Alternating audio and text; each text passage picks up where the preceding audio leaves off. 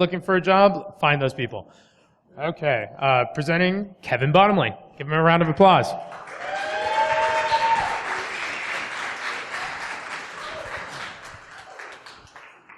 Hi? Okay. Can you hear me? Does that work? Okay. Closer?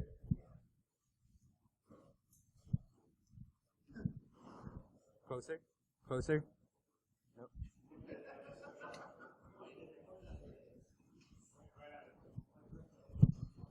Sorry. There we go. Good? Okay. Hi, I'm Kevin Bottomley. I'll be presenting about fighting Phishers' fake fronts today. We'll be looking at a couple different methods for doing this. So if we're ready, let's go. Some topics I'll be covering will be what phishing is, phishing techniques, commonly spoofed companies that you see, how these sites are made, fake website deployment, detection methods, and protections that you can employ to help prevent these attacks. A little bit about me. I studied computer networking and information security at San Francisco City College in San Francisco with an emphasis on network security. I'm currently a security analyst here at OpenDNS, where I monitor and track various traffic patterns and other malicious attacks that go on across the internet. I'm also an avid rock climber and the proud parent of a 10-year-old black Labrador.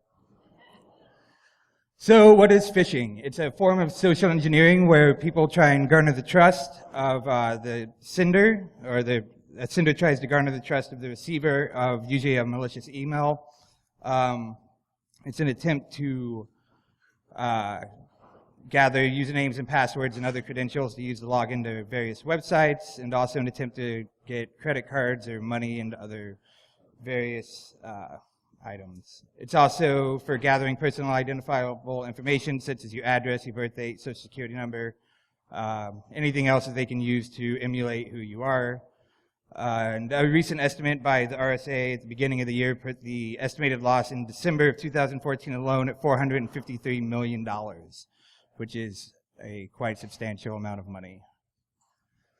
So a couple of types of phishing that we see is spearfishing, which is where the attacker will learn as much information about the person or the company that they're aiming to phish and figure out who works there, what they do, and send a targeted email that usually spoofs that it came from inside of the company to add more realism to the look of the email. There's clone phishing, which is actually what we're going to be taking a more extensive look at here in a little bit. It's basically where the attacker will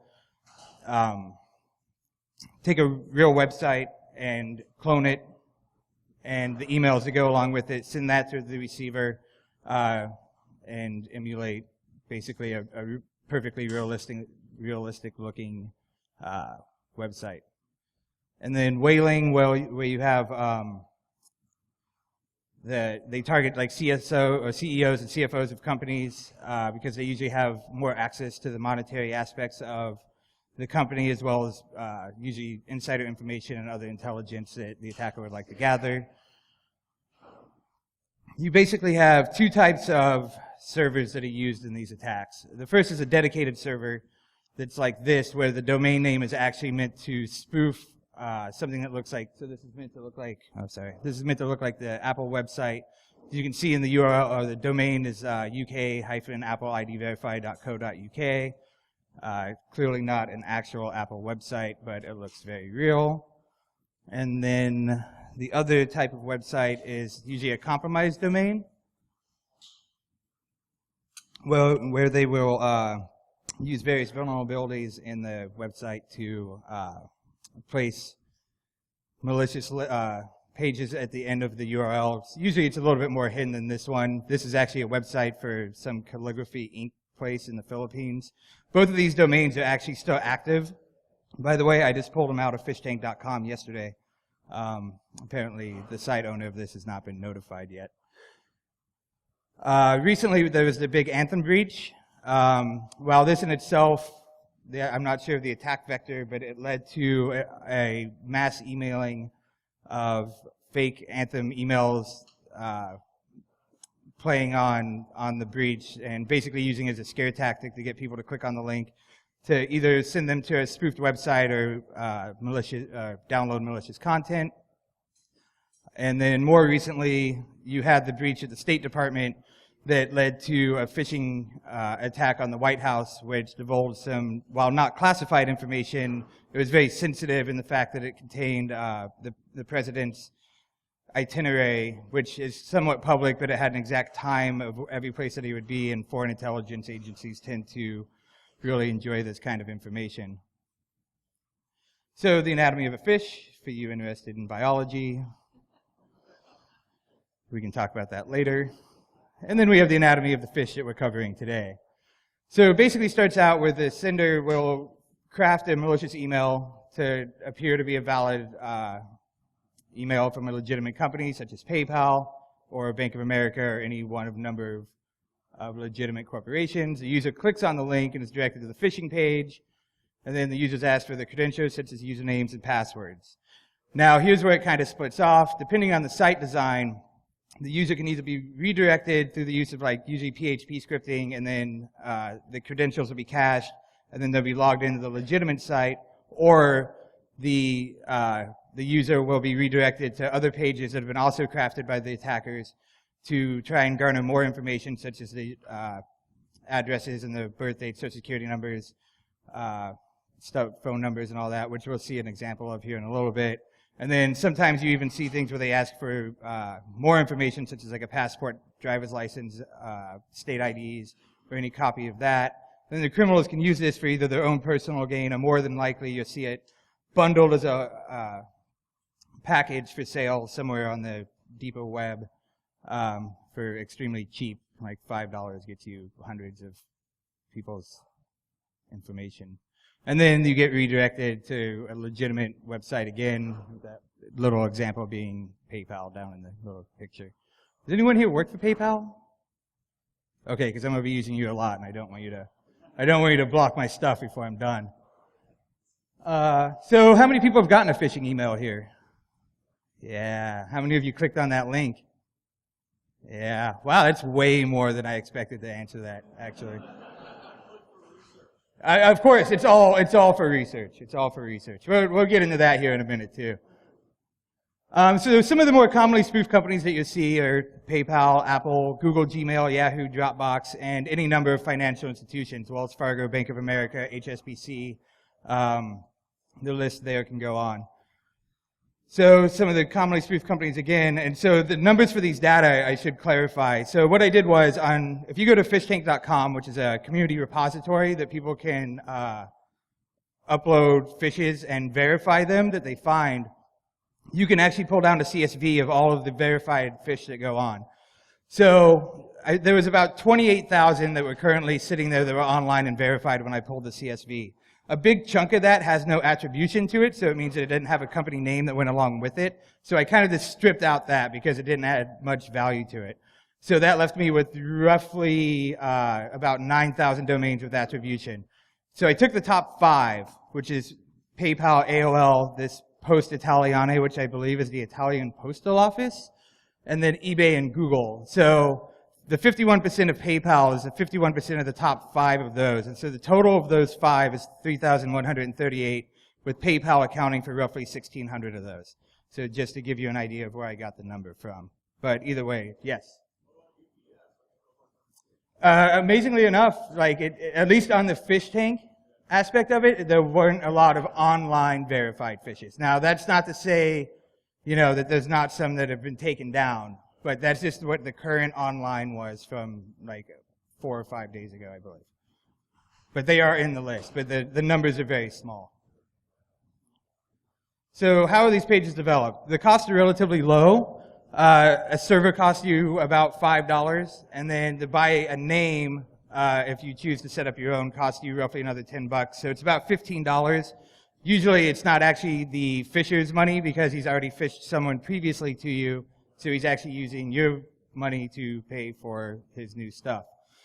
And then a couple other, the commonly used tools are the Social Engineering Toolkit, which the name is kind of self-explanatory. It's a toolkit for social engineering. It has a whole swath of stuff in it, from targeted phishing attacks to mass mailers. The list goes on. I've left the sorry. I put the link up there to be in the slide deck that I put out later. And then, how many of you have seen HTTrack in action? A few of you? Yeah, it's a pretty amazing tool. It's meant for offline web browsing, as they like to say, but it actually will copy a web page completely. It'll mirror all of the links and all the URLs and all of the CSS and everything else that goes along with it, which we're going to see here shortly in action. So what's the deployment? Well, it's easy enough that I can do it, which means that pretty much anyone can. It's just a few clicks, well, not clicks of a button. There's a Windows version for HTTrack, but who uses Windows? How long does it take? Well, we're going to see here in a minute. It doesn't take very long at all to deploy. So our detection methods. For those of us that remember this game.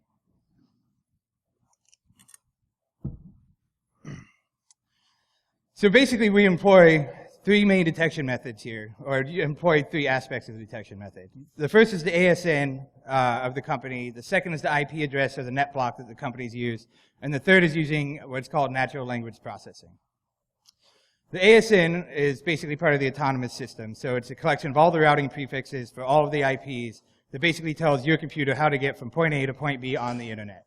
And as you can see, if you go to the bgp.he.net website, if you just put in PayPal or any company, it'll give you a list back of basically every ASN and every net block that deals with that company. So it's a really good source of information for building up the data set that we're going to look at kind of here in a little bit. Internet protocol address kind of speaks for itself. It's basically a phone number for the name on the internet. So basically you don't have to remember that 67.215.92.211 is OpenDNS.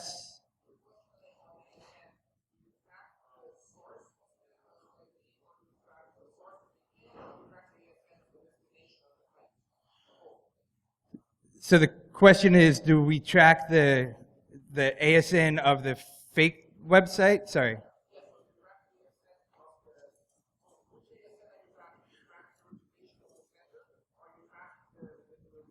We'll get to that actually shortly. But so basically, what you do is you backtrace from the initial domain and then grab its IP, and then you basically go and get the ASN from the IP. So you backtrace all the way back from there, which, yeah, is that? We'll see here in a second. I should have that slide in here. And then you have the main aspect of the model is actually using natural language processing. So basically what natural language processing does is it extracts patterns from text data using Stimming, and we'll employ the natural language toolkit, which is a Python library, and also something called edit distance.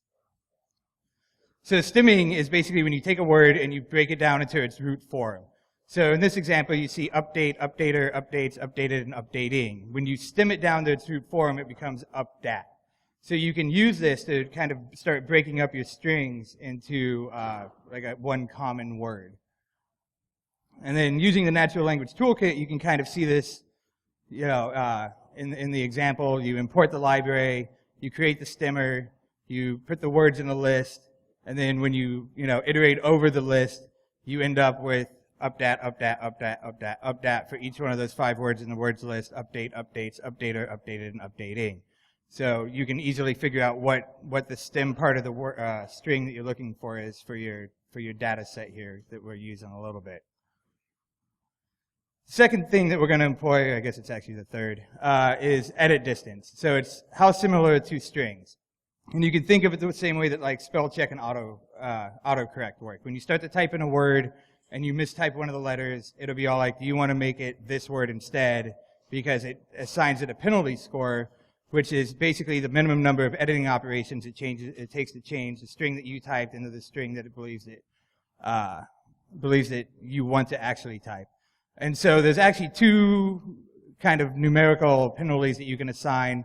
The one that we usually employ is this one, where you have insertion, deletion, and substitution, with each one having a rank of 1 point.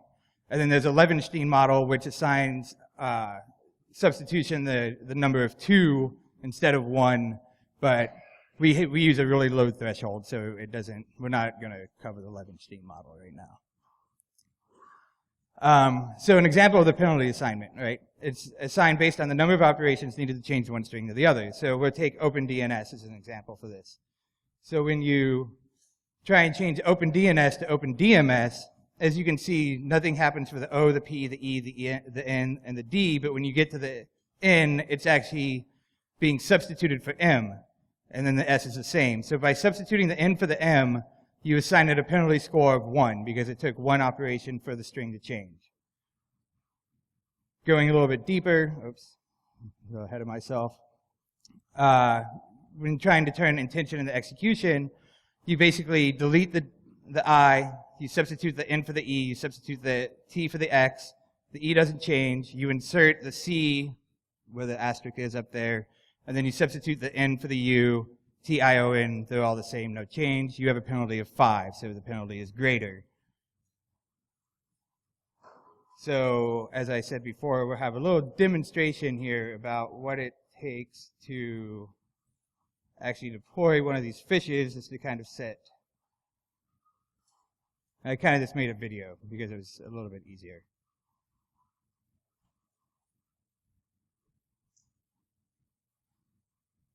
So what I've done here is I've created kind of a fake spoof PayPal website, email address.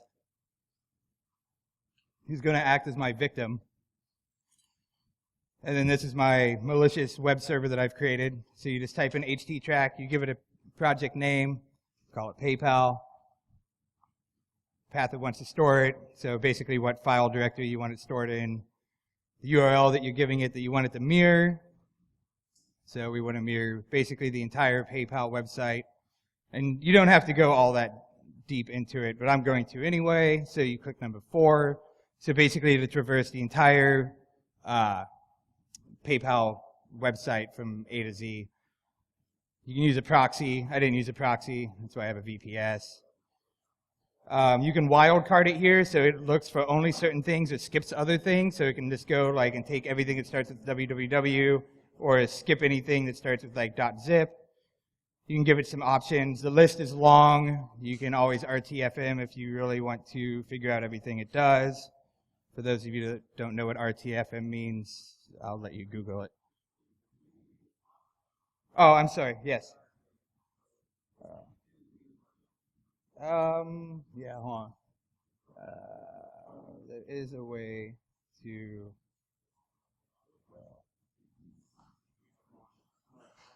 Oh, sorry. Yeah, he asked if I could. Sorry. Do you want the font increased, or you want this the picture itself? Yes.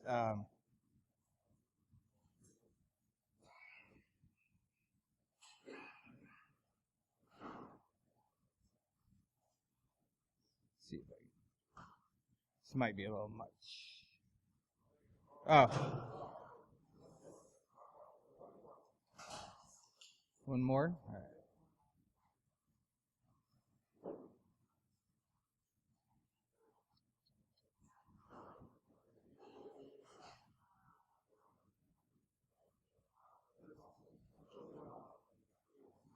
Better? Sorry, it was a lot darker in my basement when I was doing this.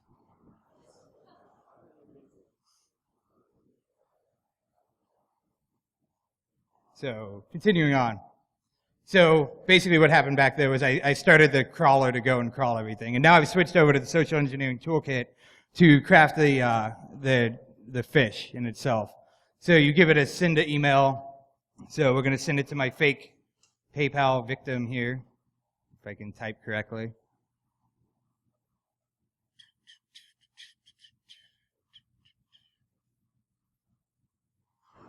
Basically what's going to happen is it's going to ask for like a few options of how you want to craft your email. Because you can send it out in like a mass mailer, you can send it out with a few different options. And since I didn't want to spam everyone in the world, I just selected one. Oh. And then I also have a fake PayPal sender email too that I was using for the demo. So you put in, you can actually run a mail server too. Like, so if you have your own mail server going on your server, you can actually spoof it even more than just coming up with this horribly crafted PayPal Gmail account. Here we're going to make it seem like it's verify@paypal.com from the sender, even though it's not really from verify@paypal.com. You have to pass it your password. Of course, you want it to be high priority because it's very important that the sender or the receiver gets it. Give it your subject line, something going along the lines, account information's been changed, your account's been compromised, something like that. And then, of course, no phishing email is correct if it doesn't have some type of grammatical error in it. So we put information. We're going to send it as HTML instead of plain text because the email is crafted with HTML. I have this already pre-made, handy HTML email that I've made, which will spoof the actual real email address or the real domain site in the email, as we'll see here shortly. And that's just a little href on document stuff. Pretty simple, straightforward. Paste it, hit return again, leave it a blank line. Now, somewhere here. Oh. Yeah, so as you can see, like it says phakepaypalupdate.com. That's the website that I bought to use for my spoof. But then if you look down, it's kind of tough. Sorry, it's kind of tough to see. But I'm basically spoofing that it's from verification-paypal.com, just to add a little bit more legitimacy to the email. Send it, and off it goes. Now, yeah, we're done there. So the other thing that you have to do in the meantime, which I probably should have done the other way first, but it takes a while for HTTrack to go and get all the stuff that you want. So now you have to go to the directory where you stored the files that have been downloaded from HTTrack, and then start copying them over to where the landing page will be for the link in the email.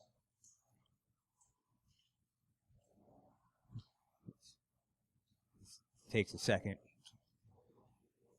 So usually what the attacker will also do is they'll have a crafted PHP page already ready to go, so that they'll take the main landing pages, and then they can have kind of a man-in-the-middle aspect, so that when you get to the page that you're about to see here in a minute, when you click the log into the page, it'll basically man-in-the-middle your credentials, and it'll either send you to more web pages that they've crafted for more information, or just ship you off to the legitimate site.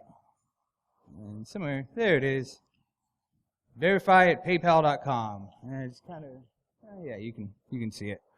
So as you can see, the link actually says verification-paypal.com, even though that's not where we actually end up, because we end up at fake PayPal or paypalupdate.com home.html. But it only took about 6 minutes from inception to deployment.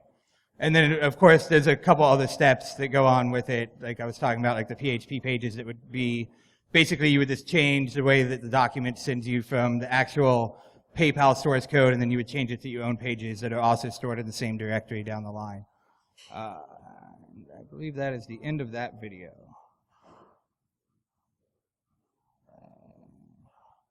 So it's really simple to make one of these web pages. Yeah.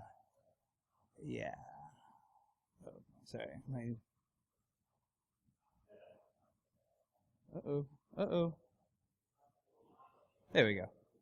So usually what we've seen in the past is, and this is not actually a copy of the page that I deployed, it's one that we found using some of our detection methods.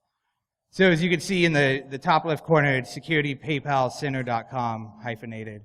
And this is one of the pages that I found when I was going through some pages a while ago. So basically after you entered your credentials, it was taking you here. So it's asking for your address, the city you live in, all that stuff, your phone number, and your social security number nonetheless. So here's where they start trying to harvest your credentials in the first part. And then after you click next, I'm not sure why. Sorry, what's going on here? Sorry, technical difficulty here.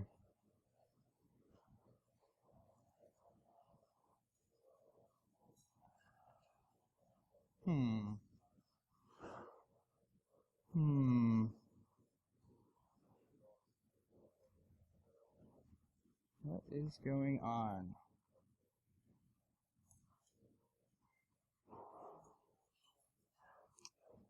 Sorry, my slide doesn't seem to be forwarding for some reason.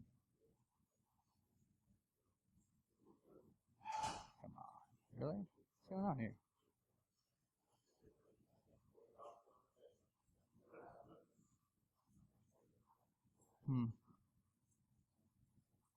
Oh, are we fixed?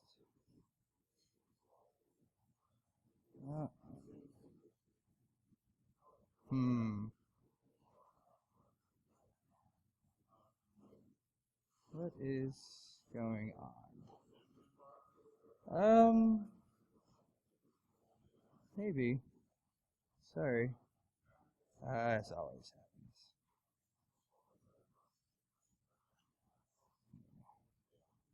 Oh.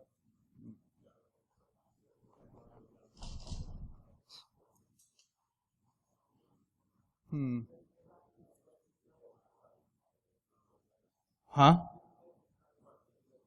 Yeah, it's my next option here.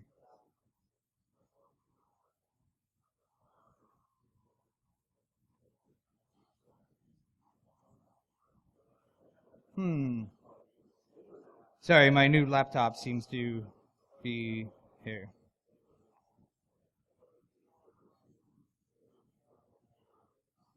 We'll just start over.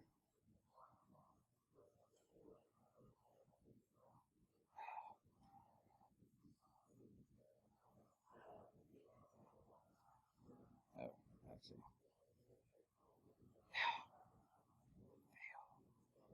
Fail.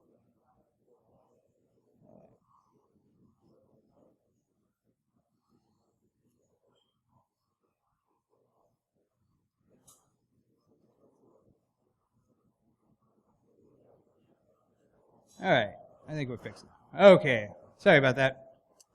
Technical difficulty. So, Social Security number gathered.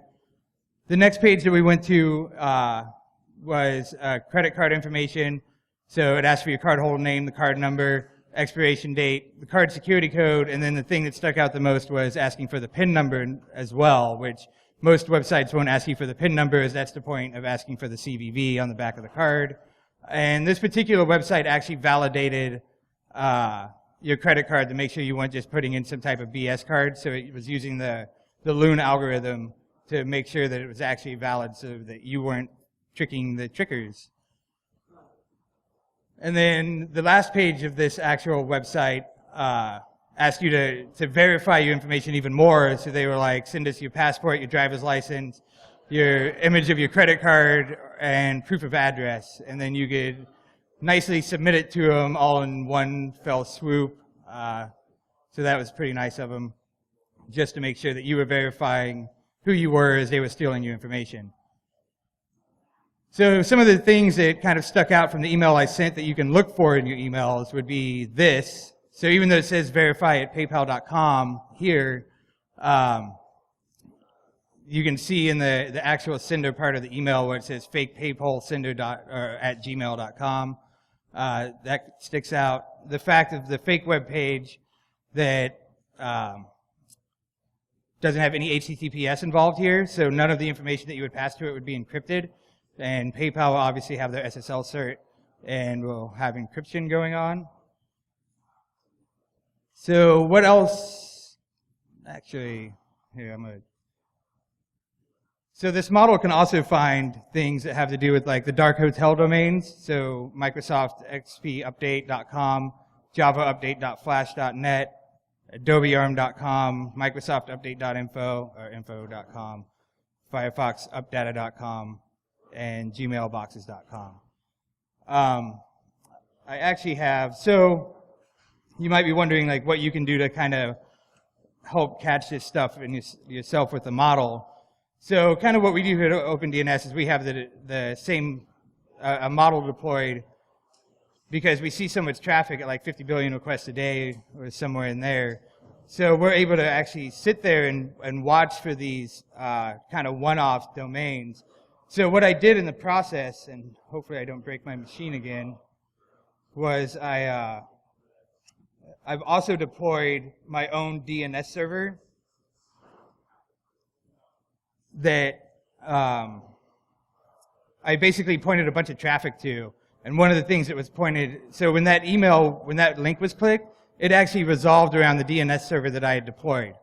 So using the model that we use at OpenDNS, looking for the editing distance and the stimming, you can actually go through. So I have this log file somewhere.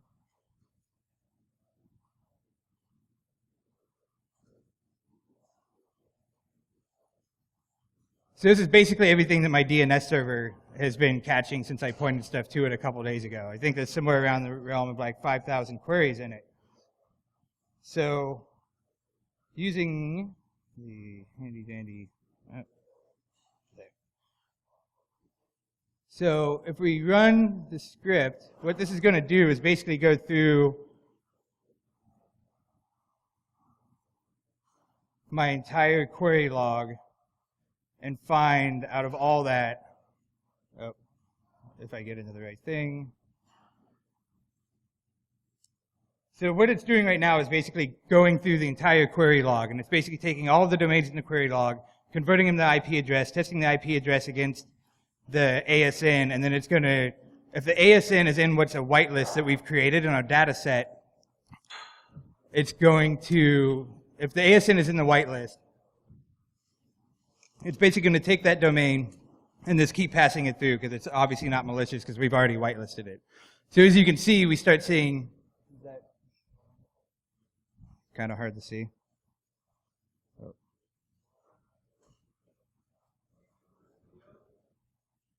Sorry?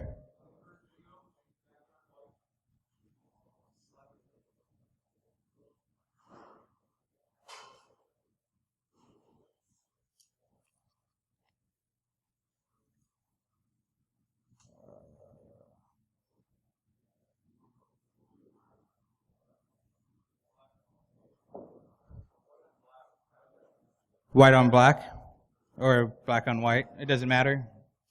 I'll take anyone's suggestion. Let's see.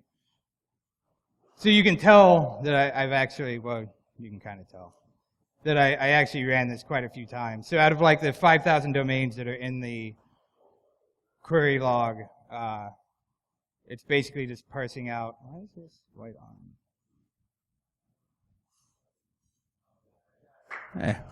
Thanks. Sometimes I play with computers.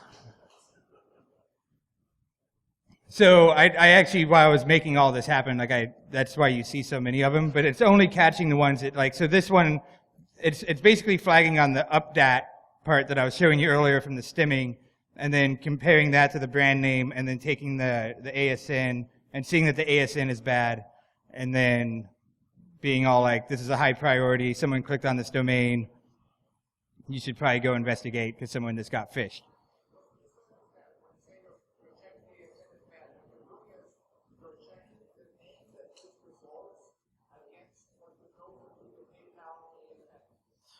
So the question was, I'm checking to make sure that this domain doesn't match the same ASN as PayPal's ASN. Yes, that's exactly what is going on. It's basically, it's going and it's figuring out the exact IP address for where this domain sits, and then it's taking that and running it against what the PyASN library, and then it's converting that off of the BGP tables to figure out the actual ASN, and then it's taking that and then testing that ASN against a known bucket list that we have set up of so basically you go through and you make a table of each, so Google has its set of ASNs, Google has its set of ASNs, and on down the list. And so once you compile all of those ASNs, then you can just bucket them. And then if it's in that list, it can just automatically push it through, and you're not using the resources it takes to, to even check it. Because you've already, the odds of a fake PayPal domain being on PayPal's ASN are pretty much next to none. So we don't even need to query that. So if the ASN is in the whitelist, then we just keep going to the next one. So since this one, since it was, the stimming happened, the editing distance happened, so it was penalized, the ASN was wrong, that's how it gets flagged. So that's how people in a network can actually make it a little bit, since we have so much data, like it's easy for us to see this, but like usually smaller companies don't see the amount of data we have. But it's really easy to go and deploy, like I think I built this DNS server for $5. So depending on how much you need it to scale, you can give it more RAM, more hard drive space, and all of that. But definitely make sure that if you're going to build one for your own company, you set up the access control list, because next thing you know, you'll be participating in a DNS amplification attack if you don't. Just a word to the wise. So let's see if I can not kill PowerPoint again. Come on. It doesn't work very efficiently, does it? I'm just going to kill this.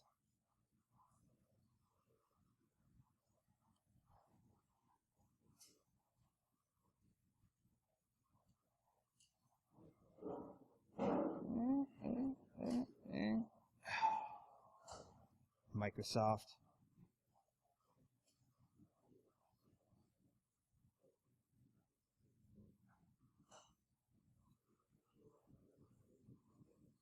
Sweet. Okay.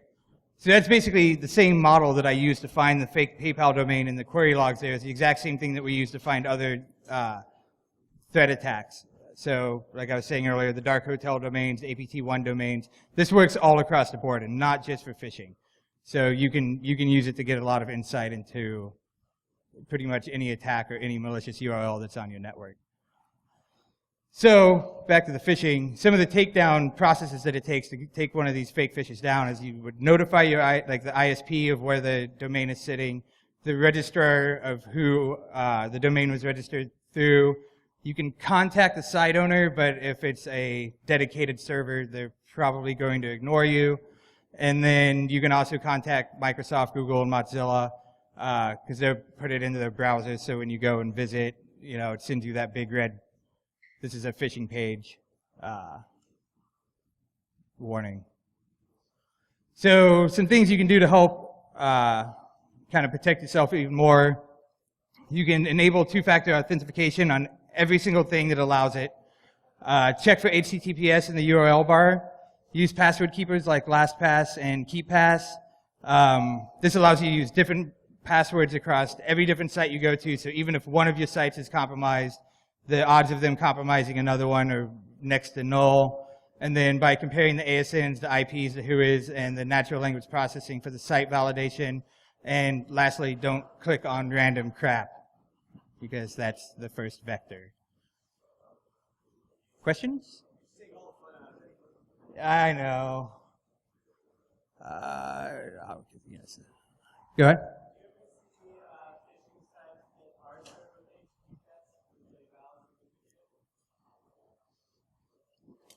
So the question was, do we ever see phishing sites with valid HTTPS? And while I have not actually seen one, I was actually going to make mine one because it's not really that hard. But I think it's more of like a couple extra steps that the attacker, like that would probably be something for like a really deep down targeted attack against someone. Just because like like they don't want to spend the extra money usually, and if they can just mass email it out to people, like, you send it out to enough people, you're gonna get a few clicks. But that's a good question, because I actually thought about doing it, so just to disprove myself on the HTTPS thing.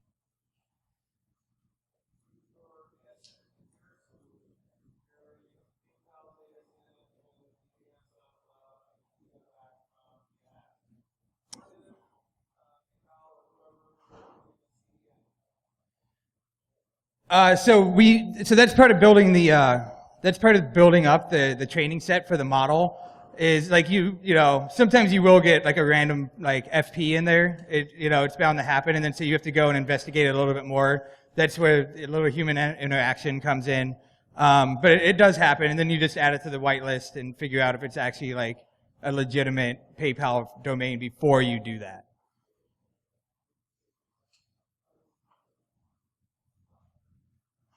Anything else? No? Yes? I'll put the slide deck out there somewhere. So there's my little Twitter handle. That's a 3 and a 0, eliteness. Actually, every rendition of my name I tried to get was somehow amazingly taken, which I don't really know how. But yeah, if you go and look at this, I'll probably put it out sometime today. That it? Sweet. Just want to say special thanks to Jeremiah O'Connor over there. He actually helped with a lot of the code base that I was using. So really awesome stuff. And if you happen to go to Source Boston, he'll actually be talking about the natural language processing and stuff even more. And maybe if he's really lucky at RSA this week. And then of course the OpenDNS research team and BSides SF itself. And for those that haven't eaten lunch yet,